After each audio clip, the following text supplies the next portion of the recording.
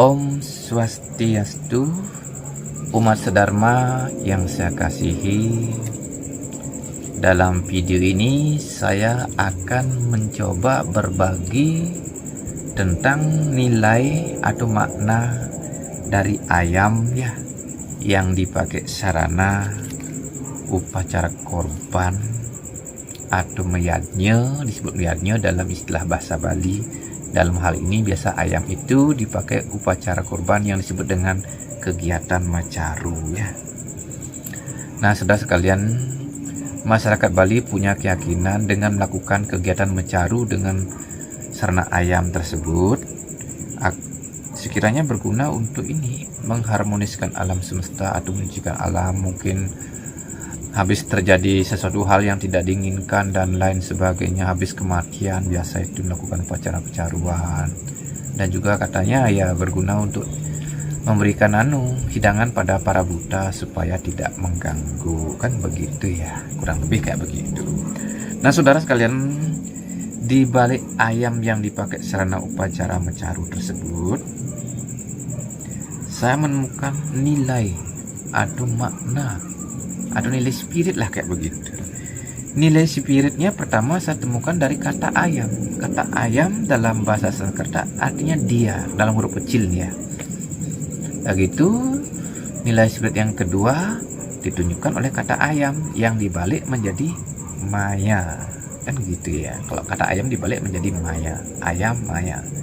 Nah, ini ayam yang artinya dia dibalik menjadi maya itu menunjukkan dia atau mereka yang hidupnya digerakkan oleh kekuatan maya Tuhan atau kekuatan ilusi Tuhan, kekuatan yang menutupi keberadaan Tuhan sehingga Tuhan tidak bisa dilihat oleh atau dikenali oleh manusia dengan panca indrianya. Nah, kekuatan maya Tuhan itu menurut kitab suci Weda dikenal dengan Triguna. Triguna. Nah, itu Triguna terdiri dari sifat Satwam, Rajas, dan Tamas. Sifat Satwam itu sifat kebaikan, sifat Rajas sifat ambisi, nafsu, sifat Tamas itu sifat lamban, gerakan lamban, masa bodoh, cuek, apatis itu ya. Nah, ini ayam ini melambangkan kekuatan maya Tuhan itu sifat rajasika dia. Sifat rajas. Nah, ini kekuatan sifat rajasika itu berwujud nafsu atau hawa nafsu atau dikenal dengan Sangyang Kama. Jadi kesimpulannya ayam itu melambangkan kehidupan manusia yang digerakkan oleh nafsu atau Sangyang Kama semata. Nah, digerakkan oleh Sangyang Kama atau nafsu semata yang membuat manusia mengejar sesuatu yang bersifat maya, yang tidak kekal. Di balik maya ada atma. Atma yang kekal di dalam diri dilupakan. Manusia mengejar maya gitu ya.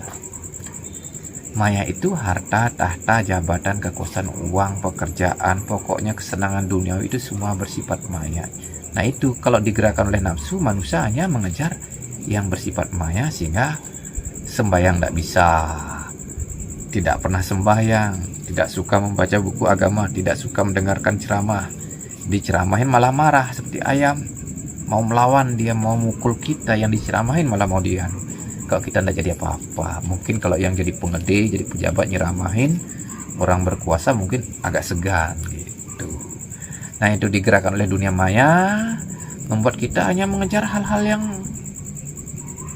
bersifat yang itulah yang tidak kekal, dunawi semata, sembahyang tidak suka, seperti ayam tidak pernah mandi gitu ya. Ayam cuma kalaupun sembahyang paling seperti ayam cuma seperti minum air ya, sembahyang sebentar aja itu itu nafsunya gede ke sana kemari. Itu kita kebanyakan sebagai manusia di dunia kayak begitu.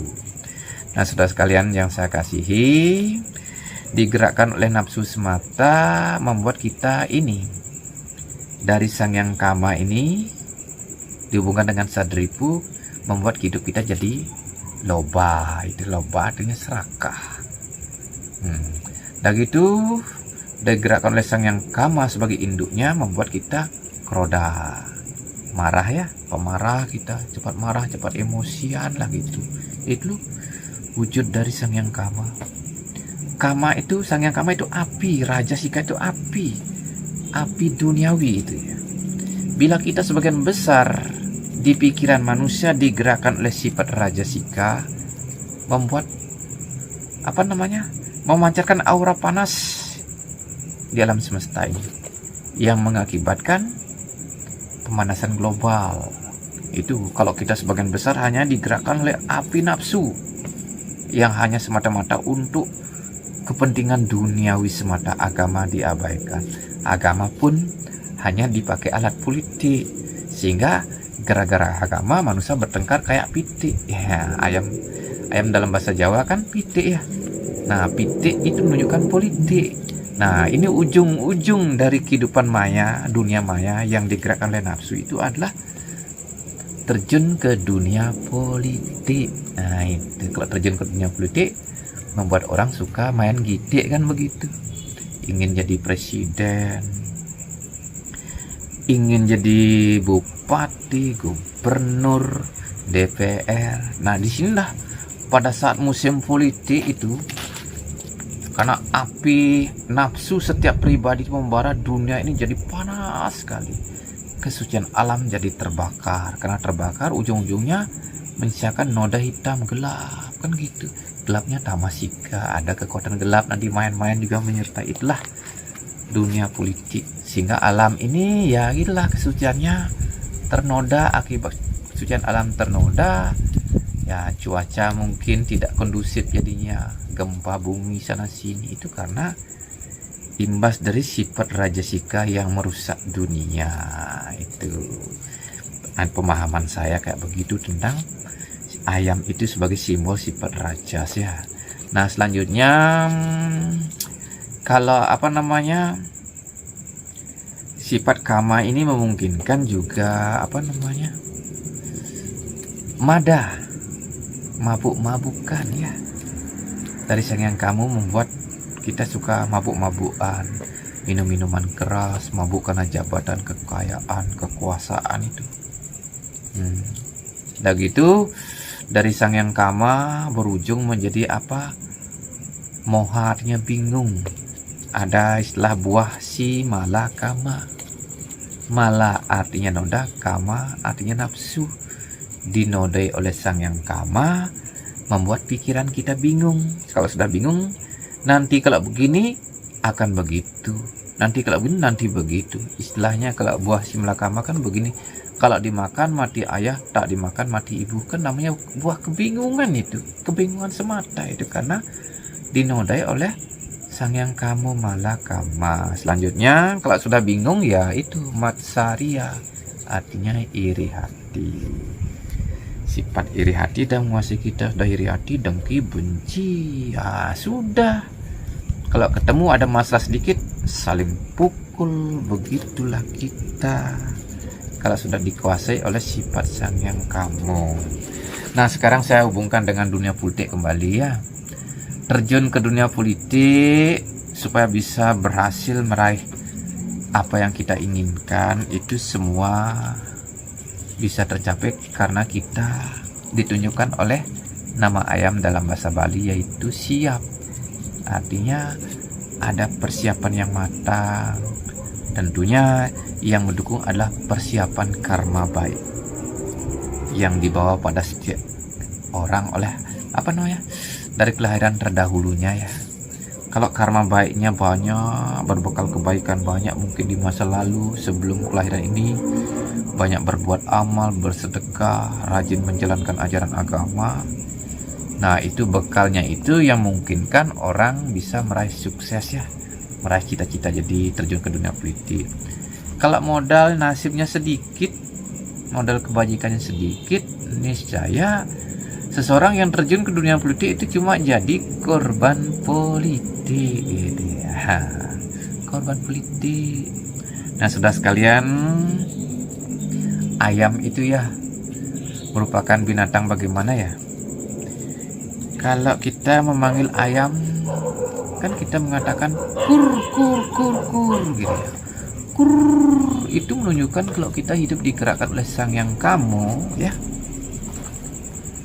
membuat kita selalu merasa kurang, tidak merasa puas. Pokoknya berapapun dikasih kurang, sudah dikasih bagian itu terus menuntut lagi. Itulah sifat dari Sang Yang Kamu, bagaikan menyiram api dengan minyak semakin membara. Nah, itu. Selanjutnya, kalau kita mengusir ayam, kita bilang sus gitu ya, menunjukkan susah. Nah, ini dapat saya terangkan kalau hidup kita digerakkan oleh Sang Yang Kamu, kita itu susah sekali diatur. Mau dibina di jalan agama, tidak mau. Disuruh sembahyang juga sekedar sifat kelihatan sembahyang. Sembahyangnya kayak ayam, kayak mandi, kayak begitu, susah disadarkan. Seperti kalau terjun ke dunia politik, nah itu tanduk ayam dalam bahasa Bali yang ada di belakang kan disebut dengan tegil. Tegil itu terus main gila, itu punya kepanjangan. Nah, kalau kita terjun ke dunia politik digerakkan oleh Sang Yang Kamu, sang hawa nafsu, itu mungkin kan kita suka politik gila, bermain di belakang terus, suka korupsi, main proyek-proyekan gitu banyak, udah gitu sebagian dana dikorupsikan.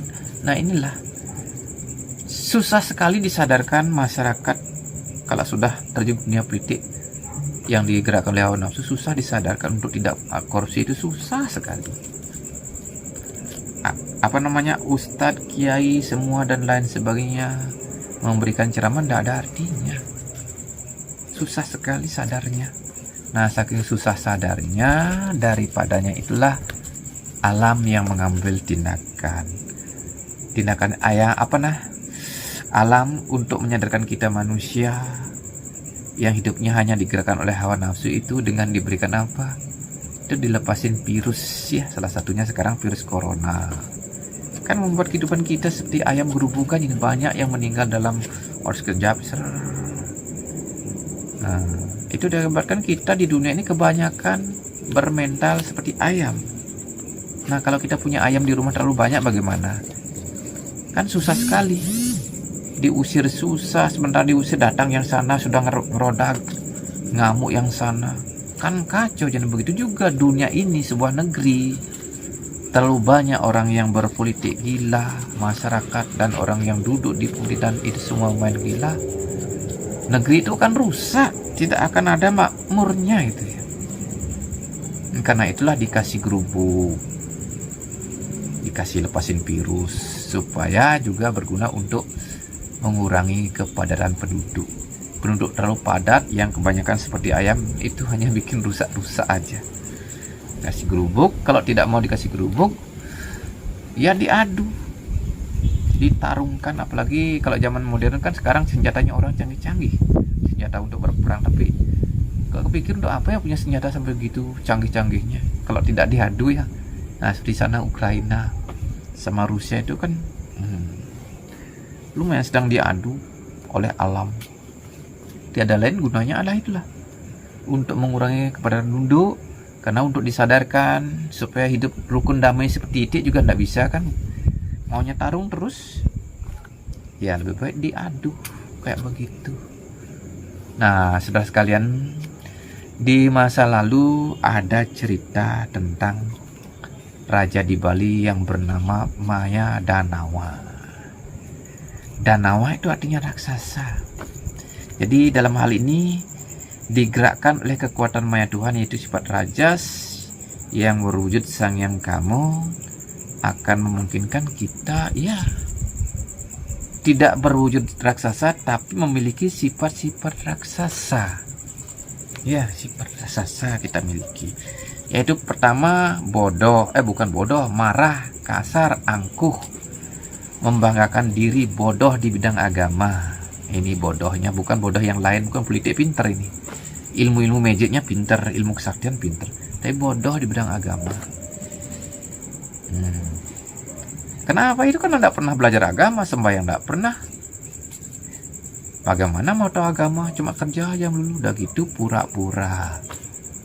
Nah, Nah, ini sifat-sifat raksasa di dalam diri kita yang bermula dari hidup kita hanya digerakkan oleh Sang Yang Kama. Akal budi kita yang luhur tertutup. Kita melupakan Atma di dalam diri. Hanya kita itulah pura-pura. Nah, dalam cerita terdahulu katanya Sang Raja Mayadanawa itu sakti mandraguna gitu ya. Karena sakti mandraguna, dia bisa merubah dirinya jadi batu. Nah, itu loh menunjukkan kalau kita hidup digerakkan oleh sifat Mayadanawa, sifat raksasa, dijerat oleh Maya, membuat mental kita membatu, keras kita. Nanti kalau dipukul masalah baru pecah, baru kita sadar. Kalau tidak begitu kan tidak mau sadar. Udah gitu dibilang Mayadanawa itu menjelma jadi ayam jantan, menjadi desa namanya Manukaya. Itulah dikendalikan oleh sifat Maya, membuat sifat kita seperti ayam gitu, ayam jantan, merasa berani aja. Siapa yang berani dengan saya pemimpin, penguasa, semua harus ikuti aturan saya, semua harus tunduk, jadikan saya sebagai Tuhan. Nah gitu, itu sifat hawa nafsu ya pada diri manusia, yang menjadikan dirinya minta ditaati aja, tidak mengerti perasaan orang lain. Bagaimana dia kok begitu hidupnya, tidak ngerti sudah. Nah itu kan di ayam kan ada tembolok. Tembolok punya kepanjangan teman bodoh, diolok-olok kan kayak begitu. Ada betukan, anak benah man kutukan kan gitu. Jadi orang benar dapat kutukan. Kenapa? Itulah ego kita, merasa diri kita sebagai kayak mau dipertuankan kayak begitu. Itu sifat rajasika di dalam diri kita. Kemudian karena saktinya Sang Mayadanawa itu menjelmakan dirinya jadi busung atau janur. Nah, tempat dia menjelmakan dirinya jadi busung dikenal dengan nama Desa Blusung. Nah, itulah kalau kita dikuasai oleh sifat maya, nafsu semata dalam hidup yang hanya mengejar harta, benda, tidak diceramahin, tidak suka. Ada orang berita tentang mau ceramah, tidak tertarik, hanya kerja aja yang dikejar. Asalnya tidak ngerti agama, selamanya beragama pakai busung. Busung itu punya makna budi luhur sungkemin, itu kan bagus, tapi karena tidak tahu itu busung terus dipakai upacara. Nah gitu bahasa Indonesia janurja, itu japa nur ya. Jadi berjapa mantra untuk meraih nur sinar suci Tuhan, biar pikiran terang cemerlang kayak daun janur yang masih muda. Ada daun kelapa muda kan warnanya kuning. Itulah kalau kita berjapa mantra untuk meraih nur, nanti nurnya itu membuat pikiran kita terang cemerlang. Nah itu pemanaan. Tapi karena masyarakat tidak belajar agama, tidak suka dengar ceramah, tidak suka diceramain, malah seperti dikasih tahu malah ininya kayak bulunya ayam itu mau melawan kan gitu, dia mengembang jering gitu. Waduh, kalau dilanjutkan dikasih tahu dengan kekerasan nanti ribut. Tidak usah dikasih tahu kayak begitu. Begitu saya punya itu makna dari busungnya. Tapi karena masyarakat tidak tahu, tidak mau tahu, dikasih tahu juga tidak mau tahu, bagaimana jadinya selamanya tidak tahu. Itulah nanti ada istilah betukan anak benah man kutukan. Itu orang yang mengerti filosofinya malah dikutuk, disalahkan, dibilang sesat, meninggalkan tradisi. Ya tradisi begitu. Nah saudara sekalian yang saya kasihi, nah supaya alam semesta ini harmonis dari segi filosofi ya, sekiranya kekuatan maya Tuhan itu dikorbankan di dalam diri kita. Nah ini bagi orang yang ngerti filsafat kok. Yang mengerti praktekkan, yang enggak ya jangan. Karena itulah, karena orang tidak tahu, apalagi sifat seperti ayam maunya ngelawan aja. Apalagi yang yang ngasih tahu kelihatannya lebih lemah itu maunya dipertak. Minggir kau, jangan mengajarkan aku begitu-begitu, datang ke sini. Nah, kalau ada uang, ada urusan kerjaan yang menjadikan olehlah itu dari Sang Yang Kamu, itu dorongan Sang Yang Kamu semata. Nah ini kalau mengerti filosofi sifat rajasikanya di dalam diri kita yang dipotong dengan pisaunya japa mantra yang merupakan yadnya paling utama. Disebut japa paling utama menurut kitab suci Menawa Dharma Sastra dan Bhagavad Gita. Nah, tetapi maaf nih, saya tidak membawa kitabnya karena saya lagi jalan-jalan ke sana kemari, jadi kitabnya tinggal di rumah. Tapi ya sebatas ingatan saya ya begitu. Untuk memotong sifat rajasika di dalam diri kita adalah dengan japa mantra. Lewat japa mantra, sifat rajas dikorbankan akan menghasilkan tambahan guna satwam ya. Nah, guna satwam di pikiran, dan karena pikiran ini merupakan pikiran kita kan selalu bergetar, berarti karena bergetar itu bergelombang. Nah, ketika kita mengucapkan mantra berulang-ulang, itu japa mantra, lewat pikiran yang bergetar bergelombang itu vibrasi suci atau kesucian mantra itu menyebar ke alam semesta. Nah, kesuciannya itu yang dapat menyucikan alam semesta sehingga alam kembali sejuk, tenang, damai. Itu pun kalau sebagian besar masyarakat mau berjapa mantra. Tapi itulah, karena sudah mentradisi pakai kepercayaan cara Bali, nanti dikasih pendangan kayak begini, nanti ya malah kita disalahkan, dibilang merusak tradisi, tidak taat pada warisan leluhur. Bukannya saya tidak taat, yang di pikiran saya kok ada nilai masalahnya. Kan kalau sifat rajas itu di dalam pikiran, kalau dibiarkan bikin panas gitu ya, panas, mudah emosi. Dan gitu alam ini juga mendapat pancaran panas, jadi alam jadi panas. Karena itu ada istilah ngepik don bingin ya. Bingin itu kepanjangannya bisa dingin. Bingin dalam bahasa Indonesia disebut dengan beringin, beri rasa dingin. Bila mana ngepik itu, ngepik artinya mengucapkan mantra berulang-ulang untuk mematikan indera kita, nafsu kita dimatikan, digorok. Daripadanya nafsu yang panas itu dimatikan, daripadanya akan memberikan rasa dingin. Karena apa? Mantra suci itu jika diulang-ulang akan menambah guna satwam di pikiran kita. Banyaknya guna satwam di pikiran kita membuat pikiran jadi dingin. Dinginnya pikiran, maka ke alam juga terpancar vibrasi yang dingin kayak begitu, sehingga dunia ini jadi sejuk, damai, tidak jadi bertarung. Nah, dalam Pancasila itu sila kemanusiaan yang adil dan beradab kan pakai lambang rantai. Rantai itu punya kepanjangan, ini saat ini ke Islam nih, rajin memutar tasbih, ingat Tuhan untuk mengikat pikiran biar kita tidak liar, sehingga punya sifat kemanusiaan yang adil dan beradab. Beradab artinya pakai aturan lah, kayak hidup kita jadi kayak itik ya. Itik, anak itik kan disebut dengan meri, mau duduk meririgan berbaris kayak begitu. Kalau seperti ayam kan tidak mau berbaris, mau gerudukan sing karena diri kan kayak begitu. Itu namanya kehidupan tidak beradab. Kalau ini meririgan gitu. Itik ingat Tuhan itu kewajiban, sampai berjam-jam dia itik mandi di air itu melambangkan ingat Tuhan sampai berjam-jam. Jam itu menunjukkan japa mantra, menit menunjukkan meniti hidup, detik dengan etika kayak begitu. Nah, kalau sudah begitu dunia kan harmonis ya. Mecaru inilah memantra carane rubah.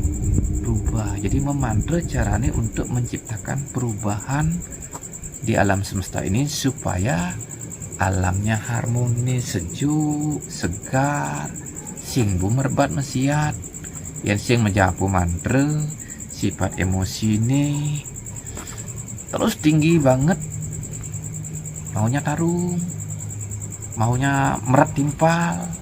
Nah, saya merasa tidak kuat di perat ya, saya kayak itik. Nah, bulan ini saya kalau di dunia itik, saya itik angsa. Itik angsa yang menunjukkan bangsawan. Wih, masih pakai bangsawan tapi bangsawan kiri lah, tidak bangsawan ya begitulah, bangsawan kampungan. Tapi ya kepala saya di kalau dilambangkan di itik pada umumnya kan itik itu kan pendek, kalau itik angsa kan kepalanya tinggi. Itu menunjukkan tidak tahu pola pemikiran saya kok begini-begini. Yang atas-atas pemikiran saya, lain-lain lah dari yang lain. Nah begitulah tentang pemanaan dari ayam yang dipakai sarana upacara kurban ya. Jadi intinya kalau dari segi filosofi, korbankan sifat rajas kita, potong sifat rajas kita dengan japa mantra di pagi hari 1 jam, sore hari 1 jam. Nggak mati semuanya. Kalau kita punya nafsu, masih punya nafsu. Seperti ayam di rumah, yang banyak potong 1 lah, potong 2 kan ikannya dapat, enak dimakan gitu ya. Gitu juga kita memotong sifat rajas kita gunanya supaya apa, sifat kebaikan kita keluar. Jadi ikan ayam itu menunjukkan kebaikan. Jadi ada kebaikan kita nikmati dalam kehidupan ini yang buat kita jadi lebih enak rasanya. Ikan kan enak rasanya, gitu juga kebaikan atau guna satwam itu membuat kehidupan ini rasanya jadi lebih enak. Kita harus siap korbankan kita punya sifat rajasika dengan berjapa mantra di saat subuh dan sore hari dan malam hari. Itu memberikan kebaikan bagi diri kita dan kebaikan bagi alam semesta, karena vibrasi dari kesucian itu memancar buat alam ini jadi suci kayak begitu. Oke teman-teman, para pemirsa sekalian yang saya kasihi, itulah cerita saya dalam video ini yang sedikit ceritanya agak ngalor ngidul ini, entah kemana larinya. Begitu aja lah, gara-gara pikiran ini ada saja ya, mudahan ada saja, siapa tahu berguna untuk orang banyak. Tapi kalau tidak berguna jangan dipakai ya. Saya juga tidak terlalu menuntut untuk dipakai begitu, tapi karena kena sang waktu kok saya dibuat begini. Padahal saya pengen tinggal di rumah betah, tapi mau diapa, disuruh keliling, disuruh luas istilahnya oleh panggilan jiwanya. Karena waktu saya ke Alas Puro sana terdampar, saya diberi nama Panji, menunjukkan panggilan jiwa. Waduh, kalau sudah panggilan jiwa untuk pergi susah, tinggal di rumah. Istilahnya bagaimana ya, baru saya tanya pada orang pinter, orang yang ngerti tradisi, istilahnya apa itu Jatmo Sunantaro, artinya pengembara. Baru saya buka-buka di Google tentang itulah gurutan Tantam itu juga, oh pengembara. Ini sedikit tidaknya saya jadi seorang pengembara, sehingga hidup saya ndak betah-betah di rumah, yang tentu membuat pikiran saya jadi beginilah. Ada aja ide-ide keluar, entah dari mana datangnya, atau mungkin sudah bagian hidup saya kayak begini ya. Di akhir cerita saya mungkin apa yang saya sampaikan tidak begitu ya sistematis lah. Mungkin ada juga kata-kata saya kurang berkenan. Di akhir cerita saya mohon maaf, karena saya sebagai manusia kan tak luput dari kekurangan dan kesalahan. Nah, saya akhiri dengan ucapan Paramasanti, Om Santi Santi Santi Om.